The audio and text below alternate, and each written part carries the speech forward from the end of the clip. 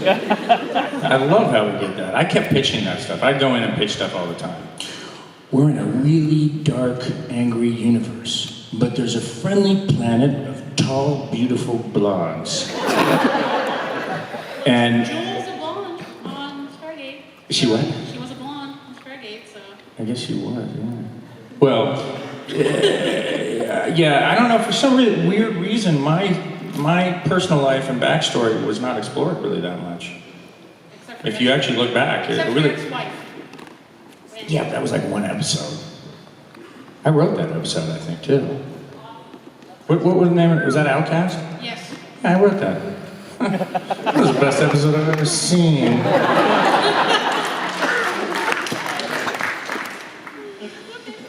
It was so weird because it was so good, it just stands out and it kind of screws up the rest of the episodes. I wrote it with Brad. I give Brad the credit. But you're very welcome. So yeah, I would have happily gone on with the Jewel thing. Although the Rachel thing wasn't so bad while it lasted. Whose child is that?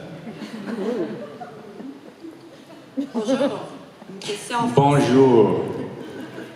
Ok, j'aimerais vous entendre parler à propos de votre relation avec Tori.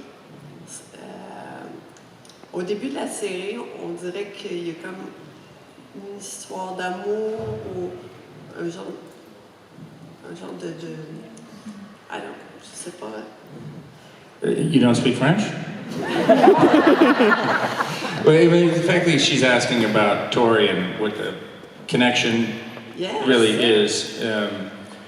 And, you know, that was interesting.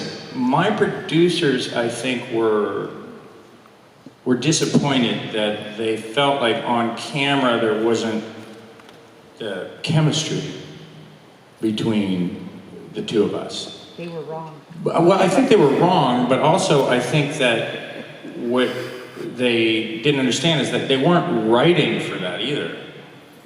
And so we had all male writing cast. And to be honest with you, I think with the exception of Amanda, they had a very hard time writing for women. And the women were men. I mean, they were written as men, essentially. And so I think that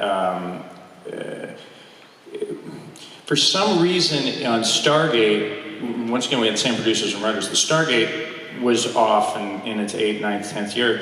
They just kind of, they didn't need to direct any characters.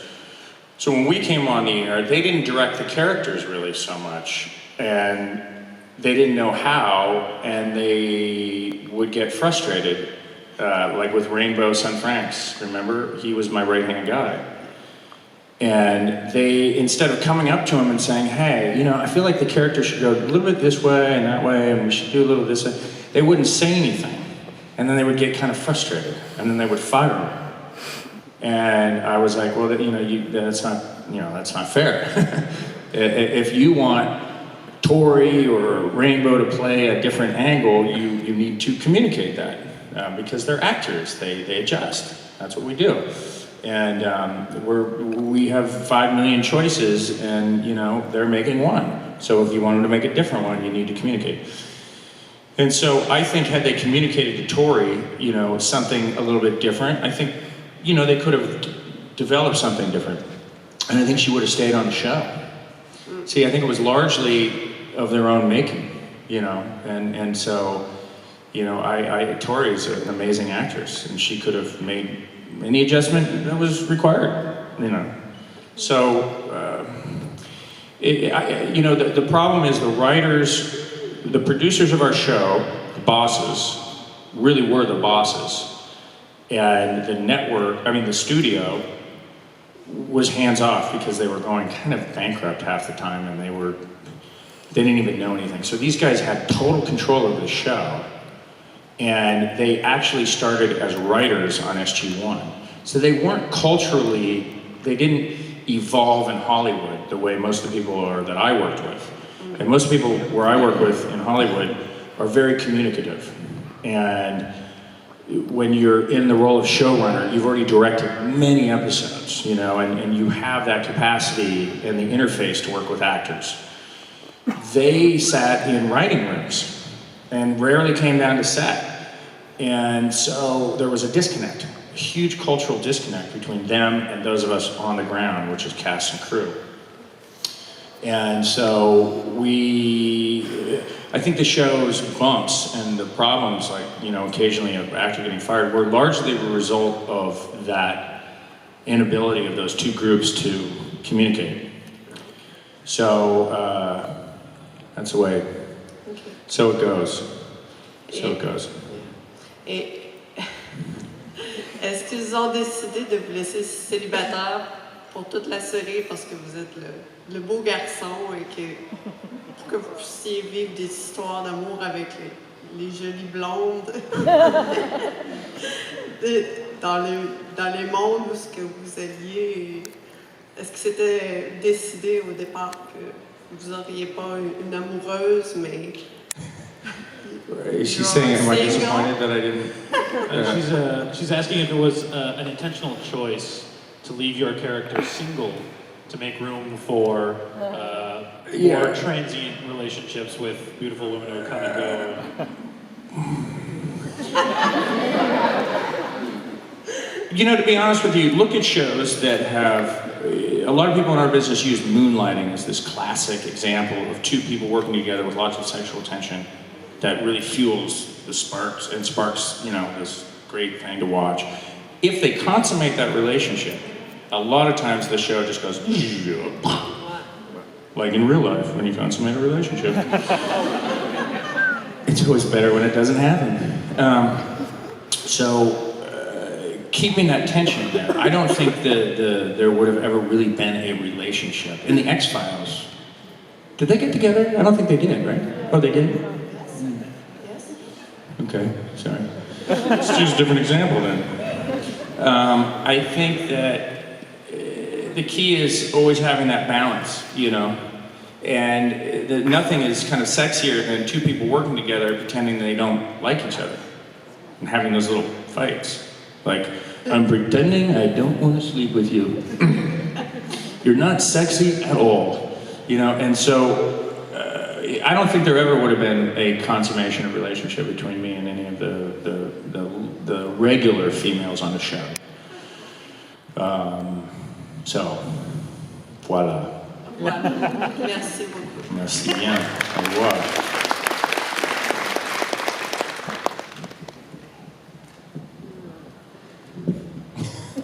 I'm waiting. You're also tall. Hello, Colonel Shepard. Hello. So I have a question to ask you. Okay. It's very dramatic. This question better be dramatic with a voice like that. I wanted to know what you did before being the first characters in Stargate Atlantis. What did you do before in theaters and other movies? Well, I did a lot. I had done 10 or 12 pilots. Pilots are interesting because pilots, when they don't get picked up, aren't seen. But And yet- had you a role in science fiction, other movie, or other series? Did you have a role?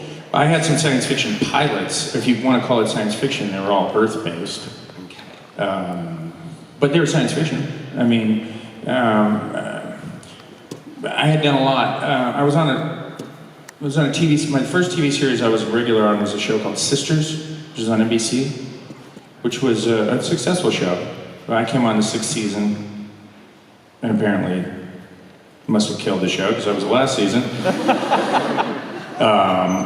And I remember being on that show, and I was so excited. I'd come to LA, and all I wanted to do was be on a TV show and like that, you know, make a living as an actor. And I was so into it. And after like 10 episodes, the producers came in and asked the cast to come over, and they said, "I'm sorry, but we've been canceled."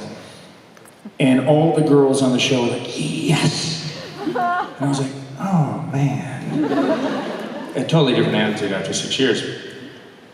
And so I did that. NBC kept me really busy doing various other things. I had these things called development deals. In development deals, they pay you money to stay at a certain network. Sometimes they find you work, sometimes they don't. It's an odd thing, and looking back on it, I should not have made those choices because I think it kept me off the air for a long time. But I was married, and having children, and it guaranteed you money.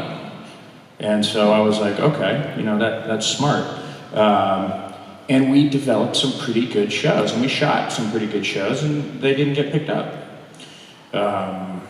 One of which was a science fiction related show called Thought Crimes. And it was good. If you ever get a chance to go look at it, I think they have it on DVD. It's called Thought Crimes, and it's a damn good show, and it should have been on the air.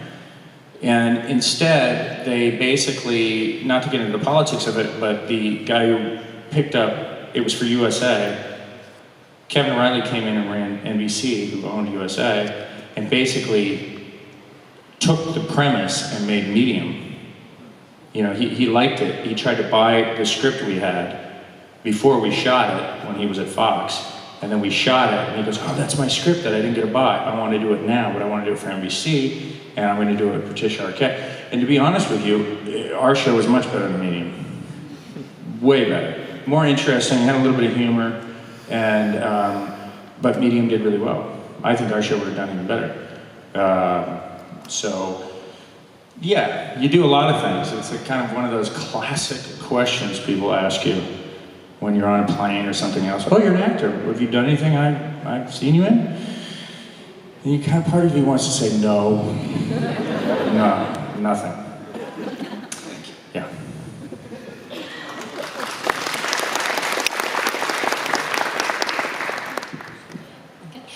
One question, why did they never bring the Zats to Atlantis?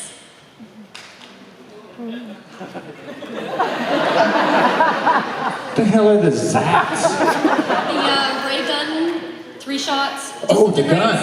gun. 3 shots disintegrates? The gun that Ronan had? No. No, oh, you mean the gun the they had on snake SG-1, Yeah. the funny looking gun? Because it's stupid looking. It doesn't fit in my holster. It's so corny. I think we were, you know, once again, we're military. I think one of the coolest parts about Stargate is that interaction between our seemingly primitive weaponry in the day and age of now in our military versus what we could have or other races may have. And I like that we can't adapt it. Because the first time Ronan came, did you notice Ronan's gun? Yes. A little gun envy there. It was so awesome. It was super heavy, hard to run with, but it was so cool. I mean, it just killed Wraith, right? And meanwhile, I'm like, reload. He just goes, and they're done.